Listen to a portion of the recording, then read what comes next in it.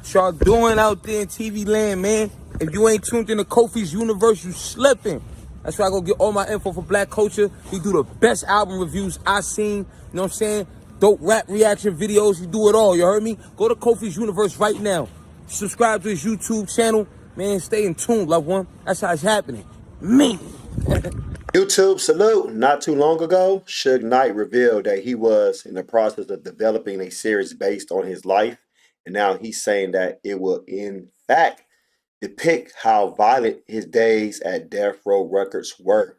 If you're new to my channel, thumbs up the video, hit that sub button, click that bell icon to be notified when I upload new content and go live. So TMZ is reporting that not only will the series feature just how wild the environment was at Death Row when Suge, Dr. Dre, and Snoop were establishing themselves in the rap game, but Suge plans on providing voiceover work for the series even though he's locked up behind bars. So season 1 will dive headfirst into Pac's stint at Death Row until his death. Season 2 will focus on Biggie's presence in the Death Row Bad Boy beef. Season 3 will be about Suge's friendship turned rivalry with Diddy. Seasons 4 and 5 will tackle Dre and Snoop respectfully. Death Row's reputation as a hostile work environment has been discussed for years, and Suge, being the big boss that he is, couldn't deny his office had its fair share of physical dust-ups. Yeah, we heard the rumors and saw some of these scenes play out in the previous films, such as Straight Outta Compton and All Eyes on Me. That's the kind of energy Suge says he purposely brought to the office. According to Suge, he initially brought the competitiveness he learned playing football to his office space to make Death Row as tough as his name. He says Pocket Snoop had no problem with thriving in the gangster environment, but does acknowledge those crazy times took their toll on the company.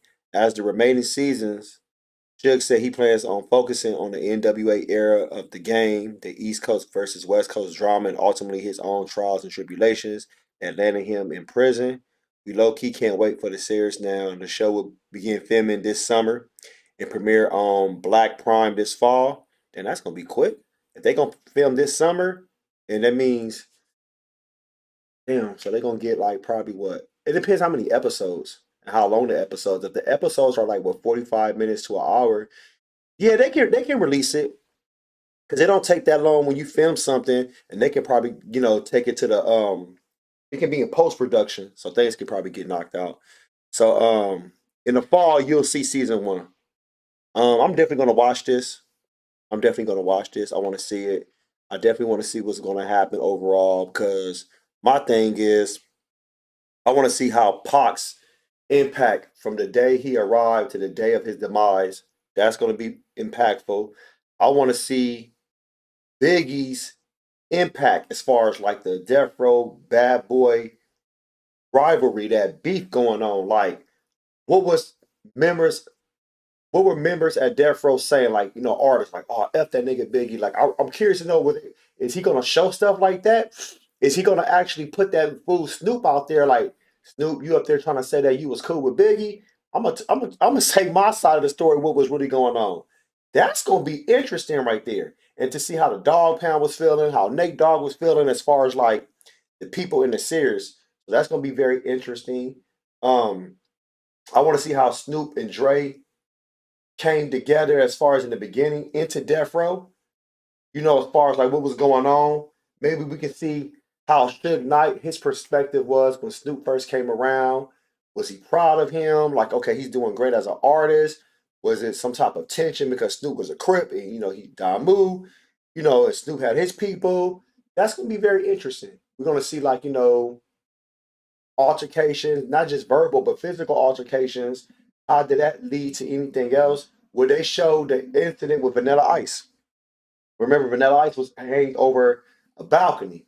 My office hours are 9 to 5. But are they going to show that? Are they going to show him slapping up other producers or other artists that was in there, other people that was getting beat up?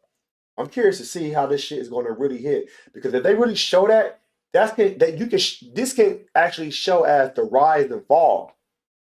The rise and fall of the empire. Think about it. You can see like the greatest things that was going on for Death Row. became its Achilles heel. Like the things that was striving for them as far as like, oh my God, all these great things is happening, but at the same time, it's actually killing us. It's like a King's disease. You know what I'm saying? Like Death Row to me, that was the biggest label. That was like the biggest label, one of the biggest labels of all time, especially in hip hop. You know, they couldn't be touched, they couldn't be matched with.